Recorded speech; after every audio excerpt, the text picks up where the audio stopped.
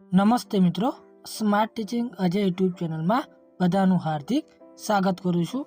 આજે ભારતીય ડાક વિભાગ ભરતી 2024 આવી ગઈ છે। તેમાં પોસ્ટ જોવા જઈએ તો સ્ટાફ કાર ડ્રાઈવરની પોસ્ટ રહેવાની છે। તેમાં લાયકાત તો 10 પાસ પર ભરતી થવાની છે। તેમાં અરજી કરવાની છેલ્લી તારીખ છે 12/1/2025 લગી તમે અરજી કરી શકો છો। આમાં પસંદગી પ્રક્રિયા, અરજી ફી, ઉંમર મર્યાદા જેવી સંપૂર્ણ માહિતી આપણે આ વિડીયોમાં જોવાના છીએ।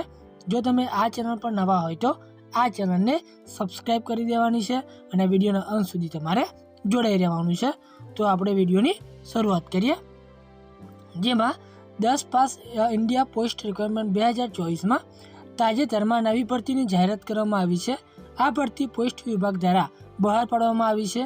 પોસ્ટ વિભાગ દ્વારા વિવિધ જગ્યાઓ માટે અરજીઓ મંગાવવામાં આવી છે, જેમાં આજે આપણે આ લેખમાં સંપૂર્ણ માહિતી મેળવીશું, જેવી કે ઉંમર મર્યાદા, અરજી કઈ રીતે કરવી, અરજી કરવા માટે કઈ વેબસાઇટ છે વગેરે માહિતી મેળવીશું। તો મિત્રો, આ લેખને સંપૂર્ણ વાંચવો અને તમારા મિત્રો સાથે પણ શેર કરજો એવી અમારી નમ્ર વિનંતી કરીએ છીએ।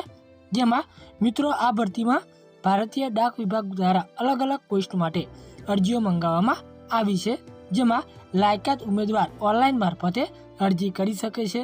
જેમાં અરજી કરવાની છેલ્લી તારીખ છે 12 જાન્યુઆરી 2025 નક્કી કરવામાં આવી છે। જેમાં અરજી કરવા માટે ઉમેદવારે પોસ્ટ વિભાગની વેબસાઇટ જે છે ત્યાંથી તમે અરજી કરી શકો છો। જેમાં પદોના નામ જોઈએ તો ભારતીય ડાકની આ ભરતી સંબંધિત જાહેરાતમાં મળેલ વિગતો મુજબ સંસ્થા દ્વારા સ્ટાફ કાર ડ્રાઈવરના પદો પર ભરતીની પ્રક્રિયા ચાલી રહી છે। જેમાં આ ભરતીમાં કુલ 18 જેટલી જગ્યા પર અરજી મંગાવવામાં આવેલી છે। આ ભરતીમાં અલગ અલગ વિભાગો પ્રમાણે બહાર પાડવામાં આવી છે, જેની વધુ માહિતી માટે નીચે આપેલ જાહેરાતોમાં સંપૂર્ણ ડિટેલ વાંચવા અમારી વાચક મિત્રોને વિનંતી કરીએ છીએ। જેમાં અગત્યની આપણે તારીખો જોઈએ તો ભારતીય ડાક વિભાગમાં અરજી માટે ઉમેદવાર ઓનલાઈન અરજી કરી શકે છે। આ અરજી તારીખ 14 ડિસેમ્બર 2024થી શરૂઆત થઈ ચૂકી છે અને અરજી કરવા માટેની છેલ્લી તારીખ છે 12 જાન્યુઆરી 2025 નક્કી કરવામાં આવી છે। આ તારીખ પછી ઉમેદવાર અરજી કરવા માટે યોગ્ય ગણાશે નહીં, જેની ઉમેદવારે ખાસ નોંધ લેવાની રહેશે। ત્યારબાદ શૈક્ષણિક લાયકાત તો ભારતીય ડાકમાં અરજી કરવા માટે ઉમેદવાર ઓછામાં ઓછું માન્ય બોર્ડ અથવા સંસ્થામાંથી 10મું ધોરણ પાસ કરેલું હોવું જોઈએ અને તેની સાથે જરૂરિયાત પ્રમાણે ગાડીનું માન્ય ડ્રાઇવિંગ લાયસન્સ અને મોટર મિકેનિઝમનું જ્ઞાન ધરાવતા હોવા જોઈએ। શૈક્ષણિક લાયકાતને લગતી વધુ માહિતી જાણવા માટે આપેલ માટે જાહેરાત વાંચવાની રહેશે।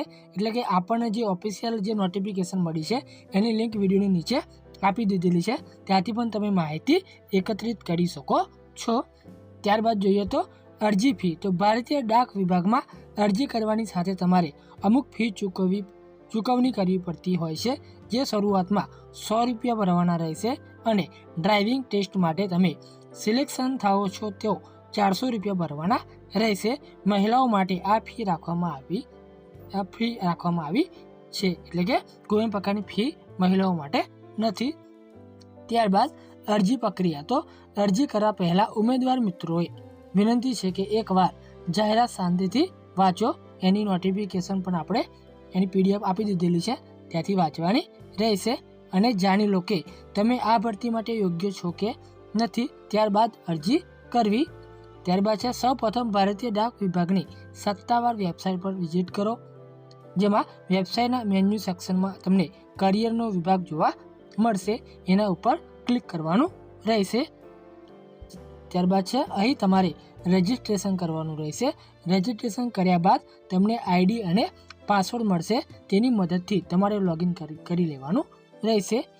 ત્યારબાદ હવે તમારી વિગતો ભરો, જરૂરી દસ્તાવેજો અપલોડ કરો ને હવે નીચે આપેલ સબમિટ બટન પર ક્લિક કરી દો, એટલે ફોર્મ ભરાઈ જશે। ભવિષ્યના ઉપયોગ માટે તમે આ PDFને સેવ કરો અથવા સાચવવાની રહેશે। આ માહિતી તમને ઉપયોગી થઈ હોય તો આ ચેનલને સબસ્ક્રાઈબ કરી દેવાની છે, વિડીયોને લાઇક શેર કરી દેવાનું છે, કેમ કે દરેક નોટિફિકેશન આપણે લાવતા હોઈએ છીએ। તો રજા લઈએ। જય હિન્દ, જય ભારત।